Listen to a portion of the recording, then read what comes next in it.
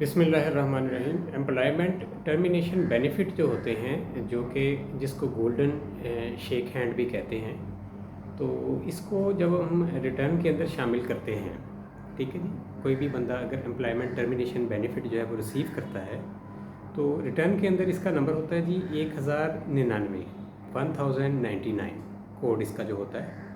और वहाँ पे देखें ब्रैकेट के अंदर लिखा हुआ है इंक्लूडिंग एम्प्लॉयमेंट टर्मिनेशन बेनिफिट्स, और इसका हेड है जी प्रॉफिट इन ल्यू ऑफ और इन एडिशन टू पे वेजेस और अदर रीन्यूमरेशन। अच्छा, अगर जब आप इनको यहाँ पे शामिल कर देते हैं अपने रिटर्न के अंदर, तो उसके बाद आपने जो है बेसिकली, अगर आप इनकम टैक्स ऑर्डिनेंस 2001 का जो अमेंडेड वर्जन है 2023 का, फाइनेंस एक्ट 2023 के आने के बाद का जो वर्जन है, उसको खोलते हैं तो उसका पेज नंबर 47 है। ठीक है जी, 47 पेज के ऊपर ये जो सेक्शन 12 का सब सेक्शन 6 है, और ये बता रहा है कि इसका जो तरीक़ाकार है बेसिकली क्या होगा, इसमें फिर आपने क्या करना है फर्दर।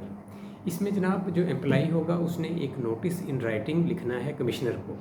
ठीक है जी, कमिश्नर को लिखना है, और उसके अंदर एम्प्लॉई ने लिखना है कि जी मेरी जो अमाउंट है उसको टैक्स आप करें काइंडली, मैंने जो एम्प्लॉयमेंट टर्मिनेशन बेनिफिट रिसीव किया है, और उसके ऊपर इस फार्मूले के तहत नीचे फार्मूला दिया हुआ है A/B%। तो इसमें A जो है ये टोटल टैक्स पेड या पेएबल इन लास्ट 3 ईयर्स है, और B जो है ये total amount of taxable income in last 3 years of that employee है। ठीक है जी, तो ऊपर आपने A की जगह पे जो अमाउंट ऑफ टैक्स पेड या पेएबल थी बाय दैट पर्टिकुलर एम्प्लॉई वो लिखनी है, जमा करके 3 सालों की, और नीचे total taxable income of that particular employee जो है उसको काउंट करना है 3 सालों की, प्लस करके नीचे बी में उसे डाल देना है।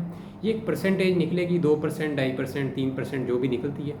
आप इसको इन्फॉर्म करेंगे इनकम टैक्स कमिश्नर को कि भाई ये मैंने फार्मूला लगा के ये मैंने परसेंटेज निकाली है। तो इसमें इन्होंने वर्ड यूज़ किया हुआ है, मैं आपको पढ़ के सुना देता हूँ। In a tax year may by notice in writing to the commissioner elect for the amount to be taxed at the rate computed in accordance with following formula, namely A/B%। और जो इसकी स्टार्टिंग लाइंस हैं जो मैंने स्किप की हैं, employee who has received an amount referred to in sub clause 3 of clause E of sub section 2 in a tax year. ठीक है जी, वो जो रेफरिंग है वो पिछले पेज 1-2 पेज पीछे जाएंगे, पेज आई थिंक मैं आपको दिखाई देता हूँ यहाँ पे कि ये जो है ये किस पेज पे मौजूद है। सब सेक्शन 2 की क्लॉज E की सब क्लॉज 3 है। ठीक है जी, तो ये पेज 46 पे मौजूद है ये जो है बेसिकली। तो इसमें इन्होंने टर्मिनेशन ऑफ एम्प्लॉयमेंट के ऊपर जो बेसिकली आप कॉम्पेंसेशन रिसीव करते हैं उसका बताया हुआ है कि इसको हमने सैलरी के हेड में एंटर करना है। सिर्फ यहाँ पे यही बात है, और गोल्डन हैंडशेक का भी जिक्र है। ठीक है जी, तो जो है एम्प्लॉयमेंट की ख़त्म होने की या एम्प्लॉयमेंट के जो है लॉस की सूरत में, यानी आपको एम्प्लॉयमेंट जो है वहाँ से या तो पोस्ट ख़त्म हो गई है या वैसे ही आपको निकाल दिया गया वहाँ से, तो उस सूरत में आपको जो भी कॉम्पेंसेशन मिलती है उसका ये तरीकाकार है जो मैं वीडियो के शुरू में आपको गाइड कर चुका हूँ कि कमिश्नर को इन राइटिंग आप लिखेंगे और उसमें फार्मूले के तहत कैलकुलेट करके देंगे। यही इसका टोटल तरीकाकार है। ठीक है जी, तो ये इसके अलावा इसकी कोई जो है इनकम टैक्स ऑर्डिनेंस के अंदर कोई इसके अलावा इसका कोई और तरीकाकार नहीं है। ठीक है जी।